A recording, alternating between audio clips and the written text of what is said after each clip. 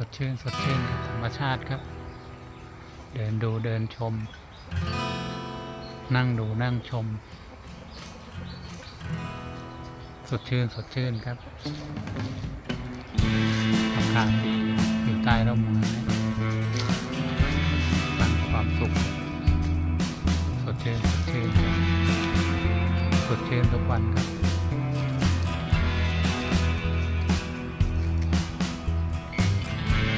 อยู่ใต้ร่มไม้สดชื่นร่มรื่นดูได้ทุกวันดีต่อใจครับ